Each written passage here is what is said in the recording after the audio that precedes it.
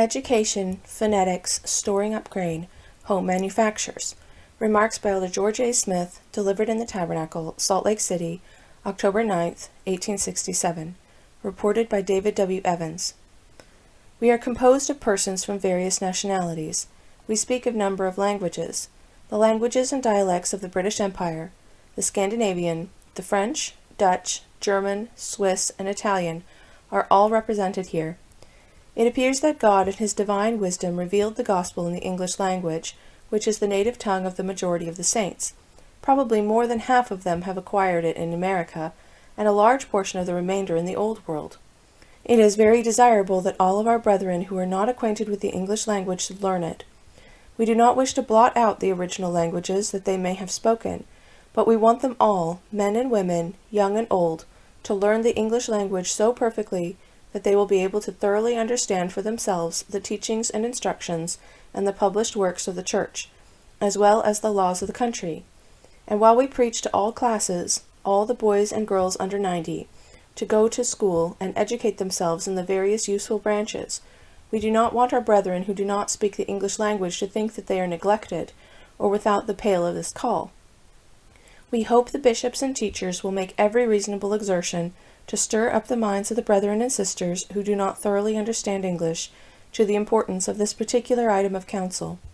We, of course, wish them to stir up everybody on the subject of education, and to encourage, in every possible manner, our day and Sunday schools, for the cause of education should be popular in Israel now, as it was in the days of Joseph, and old and young should go to school together. I recollect a school that I attended in Kirtland under the direction of the prophet Joseph. The oldest scholar in my class was 63 years old. We shall have long winter evenings directly, and a good deal of time to spend in self-improvement, and it is our duty to become a cultivated people in all the useful branches of education known among mankind. There is a spirit among some of our young men in different settlements to appear rough and reckless. They indulge in rowdyism and cultivate the savage side of human nature. We ought to use all the influence and power we possess to suppress this, and to stir up in the minds of our young and old the necessity of cultivating simple, plain, innocent, and genteel manners. There is an idea out that a man who has to go to the canyon cannot do it without swearing, or that when he gets to the mouth of the canyon he must throw off his religion and swear all the way up and back again. Any man who entertains such a sentiment should dispense with it at once, for he needs his religion more there than anywhere else. The roads are rough, and there is danger of him being tipped over and breaking his neck, or mashing up his wagon or his team, and he needs the influence of his religion as much under such circumstances as under any others. The elders of Israel should avoid indulging in rough language under all circumstances. Most men, if they thought there was a probability of them dying by some sudden accident, would begin to think about praying. When a man is more exposed to danger than at any other time, I am sure he needs his religion. For if he should have a log roll over him and be sent into eternity with a big oath in his mouth, he might not be recognized as a saint on the other side of the veil. Hence I would like our brethren, and would recommend them to dispense with the idea that on some occasions they can lay their religion to one side.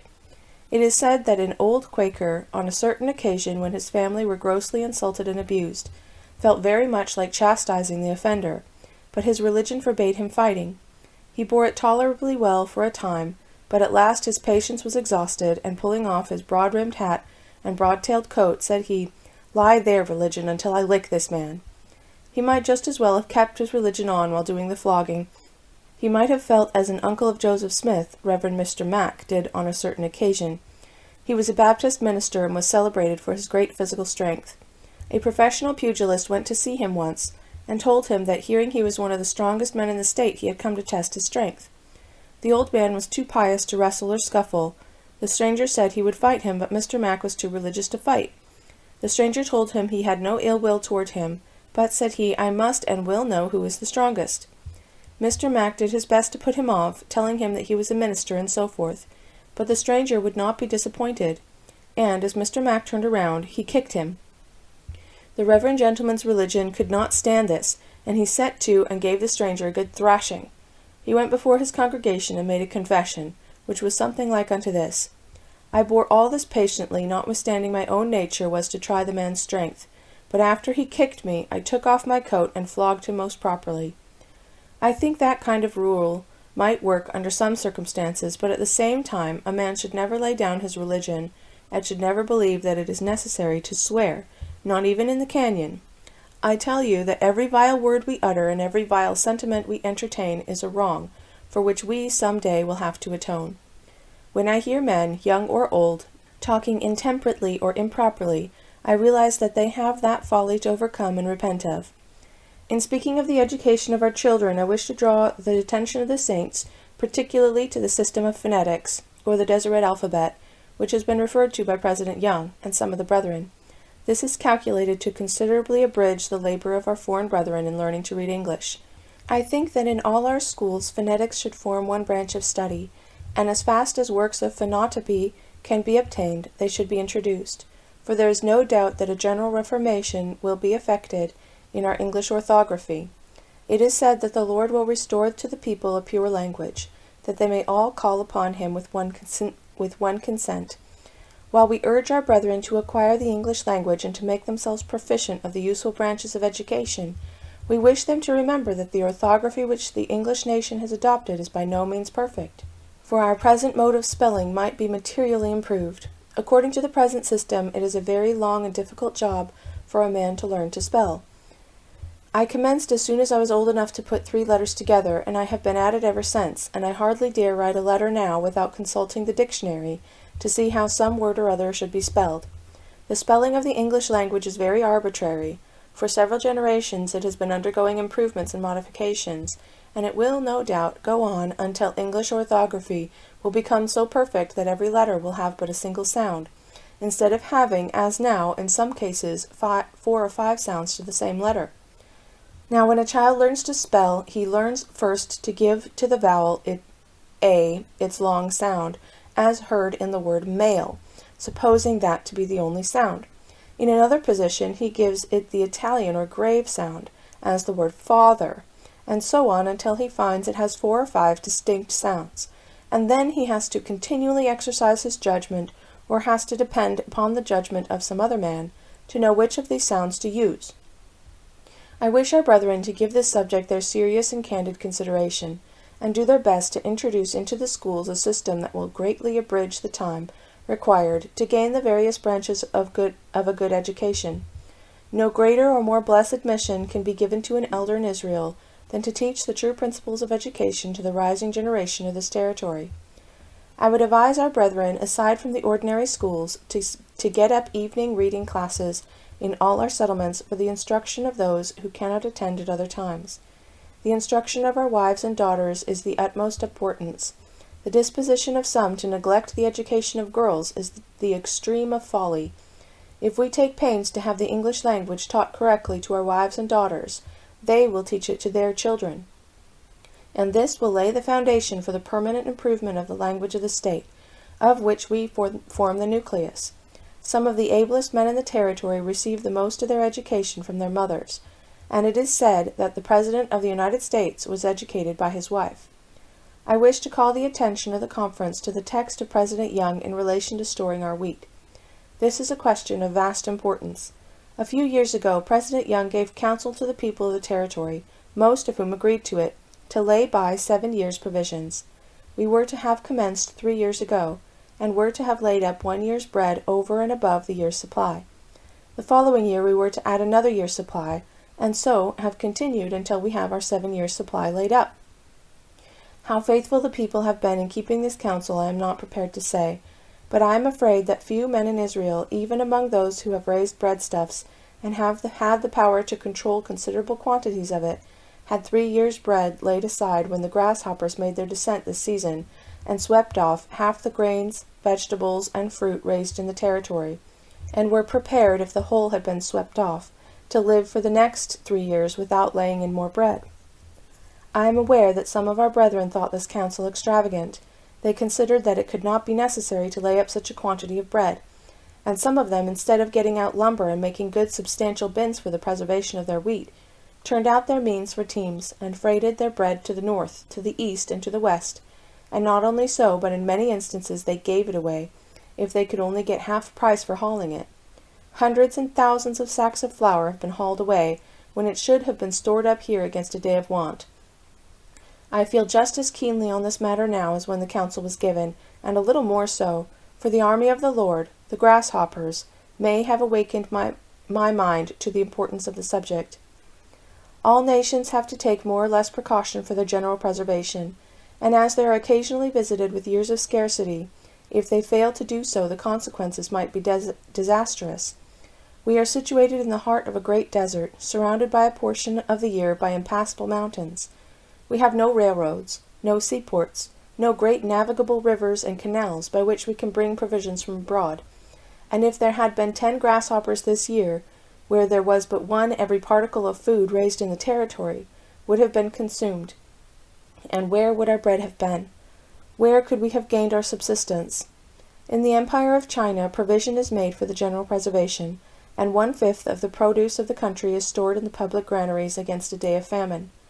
A famine occurred not long since in one of the provinces of China containing 33 millions of people, a little more than the whole population of the United States, and they lost their entire crop. China, however, is favored with large navigable rivers, some capable of navigation for over 2,000 miles. There are also many canals and seaport towns that are used in the coasting trade, and the result is that when this famine came on this province, the storehouses were opened, and the grain or rice was carried to its inhabitants, and they were kept from starvation.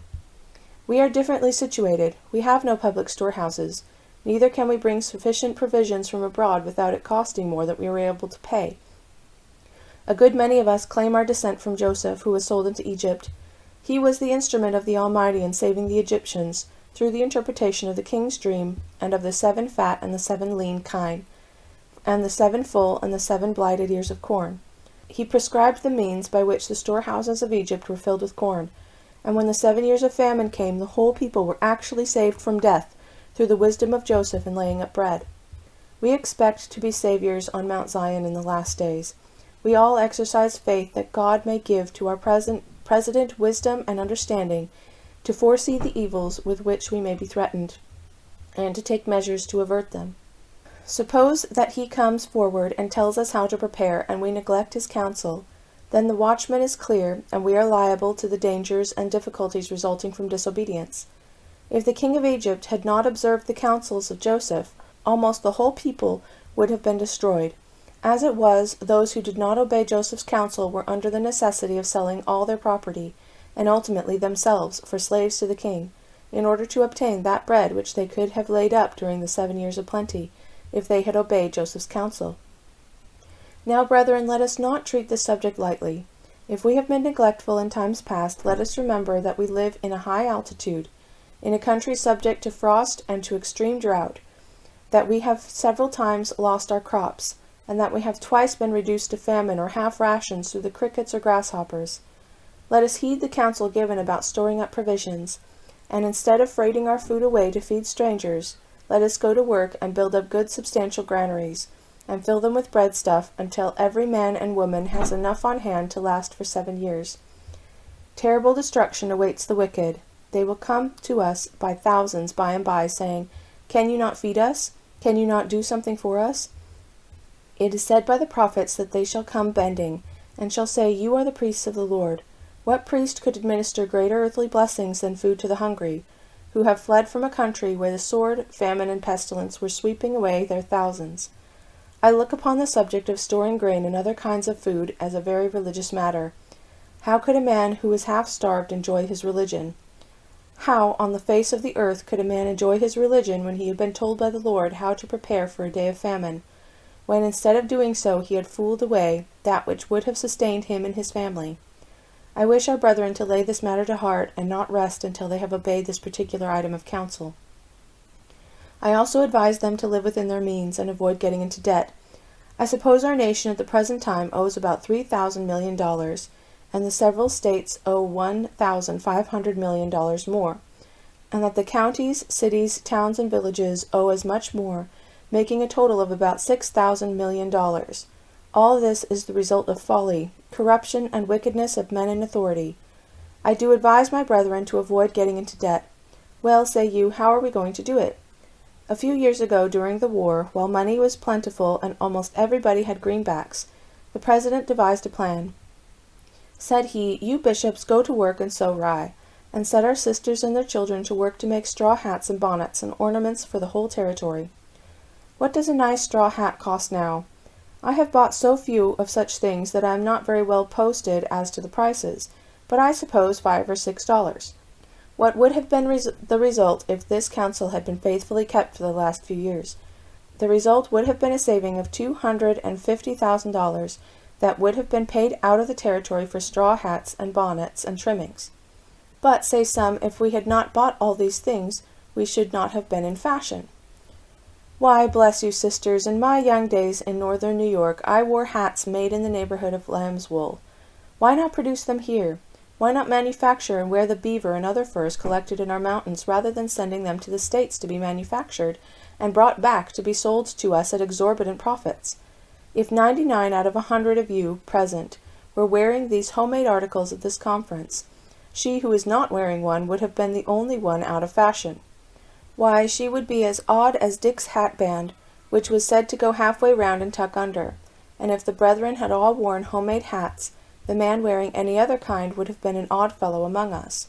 Why not make our own fashions and keep the money in our pockets to do good with?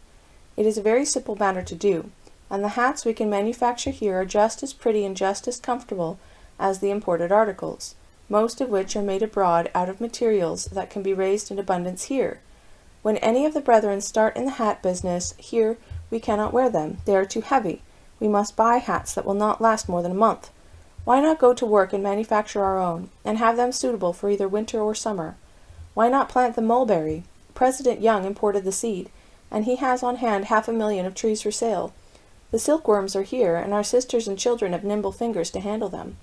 And this is naturally as good a silk-producing country as Italy or France. There is nothing on the face of the earth to hinder us as a people from making our own ribbons, silk handkerchiefs, and dresses.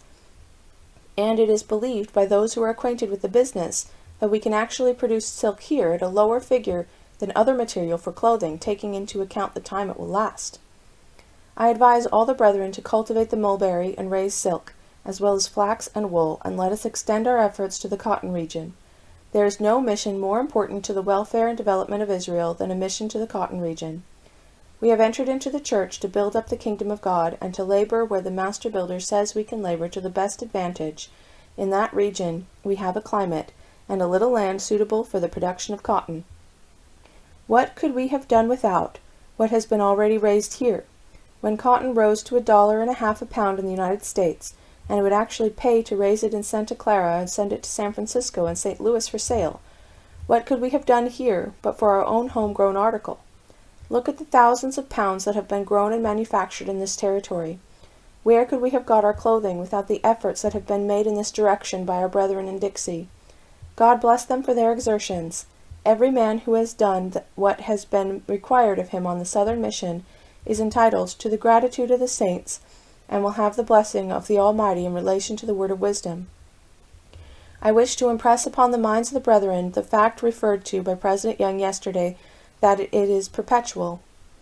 When I was in the States, I had a conversation with a professor of some pretensions to learning, who declared that, if we carry out the institutions we have commenced here in the mountains, including the word of wisdom and our system of marriage, in about 70 years we should produce a race of men who would be able to walk the rest of the human race underfoot. This is just what we expect. Do not let us be negligent or careless on these subjects, but pay strict attention and be diligent, and let us inaugurate a system of fashions of our own. I do not care about the shape of our hats and bonnets so long as they are our own manufacture. I would just as soon a man should wear a bellows hat or a stovepipe as anything else, if it please him. But I say encourage home manufactures instead of paying $10 for a hat made in Paris, or in the United States, with the word Paris put on the inside. I do not care whether the ladies wear a bunch of flowers, a cabbage leaf, a squash, or a scoop, or a saucer on their heads, if it pleases them. But let it be made at home. I would recommend the brethren and sisters to establish societies for the promotion of home manufactures, with the money that has been spent and sent off for hats, bonnets, and trimmings. Since the President counseled the bishop to raise rye to manufacture them, we could have built woolen and cotton factories in nearly every county in the territory. with which we could have manufactured our own clothing, besides establishing other branches of business. These things are a great part of our holy religion. I tell you that the judgments of the Almighty are coming upon the earth, and the saints will barely escape. God has gathered us here to these mountains to prepare for the storm. We are told in a revelation given more than 30 years ago to let the beauty of our garments be the workmanship of our own hands, and a great many have tried to carry it out. The old-fashioned spinning wheel, hand loom, and cards have been brought into requisition, but the majority prefer to buy everything that is imported. Our young men are afraid to get married because they cannot afford to buy all these trimmings. Say they, we cannot do it, it is impossible with our limited means. Young men, when you get married, take wives who will be a help to you. You do not want women who can only waste your means. Choose women who can spin, card, and make a mattress or comforter if necessary, and if she cannot do it, let her be willing to learn, and be zealous to make herself useful, for the woman who is really ornamental in society is the one who is useful as well. You go to New England, that is where a great many of us come from, regular old down-east Yankeedom, and you will find many of the farms occupied by our grandfathers owned by Irishmen, and the girls who descended from that old Puritanic stock are above work nowadays, and Irish girls are hired to do it, while the American ladies are living on the proceeds of their fathers' estates, and make a great display in following the fashions. They deem it not fashionable to work or even to have children. The boys are marrying Irish girls. I asked why they do this. They will say they are compelled to do it, for they cannot afford to marry a woman and hire another to wait upon her. Our girls ought to adopt a different policy. Every man and woman in the world ought to be useful. No man is too rich to labor. All men and women, according to their health, strength, and ability, ought to labor to sustain themselves, and for the welfare of the community. The idler shall not eat the bread of the laborer. This is the law of heaven. In connection with labor, we should also take into consideration our manner of living. It is really probable that in many houses in this territory full 1/3 of the provisions brought in for the support of the family is wasted, and what is cooked is not palatable and healthful as it might be. Every female should study and become acquainted with the best modes of cooking, and introduce it into their families and wards. A great many of our sisters have come from districts and country in Europe, where they have had to work in factories, and to follow other branches of business, and consequently have had but little opportunity to learn cookery and other household work. But I have known many of them, after arriving here, become very proficient housekeepers, and all may, if they will try. I feel to impress these sentiments on your minds, that we may become a practical people, and learn to provide within ourselves the necessaries of life, that in all things we may be pleasing to the Lord. Let us live in accordance with the laws of life, avoid excess, all vulgarity and unnecessary levity, and endeavor to conduct ourselves wisely, properly, and genteelly, and use our influence to promote the class of manners that will command respect everywhere. We shall thus lay the foundation of a great, polished, and a highly civilized people, setting an example of worthy imitation in all things and to all nations. May God bless us is my prayer, in the name of Jesus. Amen.